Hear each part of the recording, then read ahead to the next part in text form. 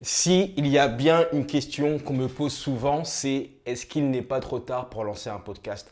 Il n'y a pas une journée sur LinkedIn où on me dit oui, mais le marché du podcast est saturé, ça y est, la tendance a déjà été prise d'assaut, tout le monde se lance, on n'a plus de place, tous les podcasts ont déjà été lancés, tous les podcasts de développement personnel ont été lancés, tous les podcasts de business ont déjà été lancés. Comment est-ce que je fais pour me différencier? Il n'y a plus aucun intérêt à lancer un podcast.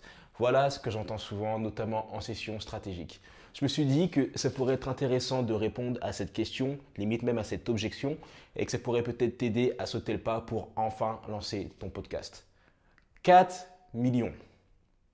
4 millions, c'est le chiffre que j'aimerais que tu retiennes. Le nombre plutôt. Il y a 4 millions de personnes en France, juste en France, hein, c'est-à-dire qu'on ne met pas le Canada, le Québec, enfin la francophonie, on met juste la France. 4 millions de personnes qui écoutent des podcasts. C'est énorme. Il y a des personnes qui ne vont pas être touchées par le message, je ne sais pas, de X créateurs de podcast, mais qui peuvent être touchés par ton message. Et aussi une autre chose à laquelle il faut accorder de l'importance, c'est qu'il y a de plus en plus de technologies qui permettent de diffuser le podcast. Spotify est en train d'acheter tout le monde. Il y a plein d'applications qui se lancent, il y a plein de nouveaux supports. YouTube commence un peu à s'intéresser plus sérieusement au podcast. C'est-à-dire que dans les prochains mois, ça va être encore plus facile de consommer du podcast. Ça va être encore plus simple pour quelqu'un de t'entendre. Il aura toutes les technologies, il y aura ça dans sa voiture, il y aura ça dans ses AirPods, il y aura ça. Bref, ce sera hyper simple. Donc, ça, c'est une des raisons pour lesquelles tu as clairement ta place et qu'il n'est pas trop tard. Au contraire, il n'y a pas tant de podcasts que ça. Là, c'est parce que tu es peut-être entouré de créateurs de contenu ou je ne sais pas, mais il n'y a pas tant de podcasts que ça. Comparé au marché américain ou même au Québec, il y a très très peu de podcasts en France. Donc tu as encore une bonne part du marché à prendre. Et même si le marché était déjà saturé, c'est vraiment le chiffre que je voudrais que tu retiennes, c'est 4 millions. 4 millions de personnes. Moi, il y a plein de podcasts que j'écoute pas, hein. Il y a plein de podcasts, même si ce sont les podcasts qui ont pris la plus grosse part du marché, je ne les écoute pas parce que je ne raisonne pas particulièrement avec le créateur. Je ne suis pas forcément fan de la façon dont c'est présenté, des invités, du format. Enfin, il y a tellement de données qui peuvent faire en sorte que tu écoutes ou que tu n'écoutes pas un podcast. Donc, il faut vraiment, vraiment te dire que, bah, écoute, peut-être que telle personne ne m'écoutera pas, mais des personnes qui écoutent mon podcast, ce seront des personnes qui aimeront la façon dont je m'exprime, qui aimeront mes idées, qui aimeront comment je tourne mes interviews, mes questions, comment est-ce que je... Tu vois, tout simplement. Donc, il y a de la place pour tout le monde.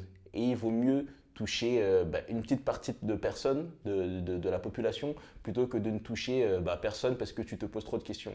Donc non, il n'est pas trop tard pour lancer son podcast, c'est le meilleur moment. On est vraiment au début d'une nouvelle révolution. Il y a beaucoup de personnes qui disent que la troisième révolution sera celle de l'audio. Je crois profondément à cette phrase. Tout est fait pour qu'on écoute des podcasts. Tout est fait. Regarde, si tu regardes Siri, toutes les applications vocales, Anchor, si tu regardes aussi Alexa, Google, je ne sais pas quoi, Google Audio, toutes ces choses-là, ce sont des choses qui sont faites pour le podcast, pour l'audio. Les gens n'ont plus le temps. Les gens n'ont pas forcément envie de se poser pour regarder des vidéos pendant 1 heure. Les gens vont au travail, les gens sont dans leur voiture, sont dans leur transport.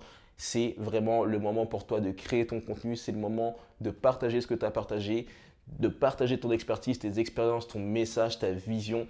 C'est vraiment, vraiment le meilleur moment. Tu sais ce qu'on dit, hein? Le meilleur moment pour planter un arbre, c'était il y a 20 ans ou c'est aujourd'hui. J'espère que cette vidéo t'a aidé, qu'elle t'a inspiré, qu'elle t'a vraiment fait comprendre que c'était le moment de se lancer, qu'il n'est jamais trop tard, que le bon moment c'est celui que tu décides. Je partage régulièrement tous les matins des conseils pour lancer ton podcast ou pour le développer si tu l'as déjà lancé.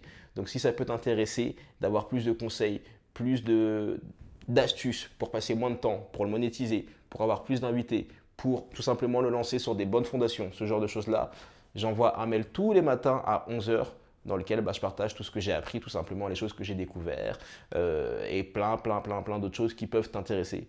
Donc si tu penses que ça peut t'aider et si seulement ça pense que ça peut t'aider, je t'invite à cliquer sur le lien qui sera dans la description. Ce sera le premier lien de la vidéo. C'est vraiment pour ça que j'insiste sur le fait que ça peut t'aider parce que j'envoie vraiment un mail tous les matins. Ok? Donc voilà, je te dis à très vite. N'hésite pas à t'abonner. N'hésite pas à partager cette vidéo avec quelqu'un que ça pourrait aider, avec quelqu'un qui voudrait lancer son podcast. Et je te dis à très vite.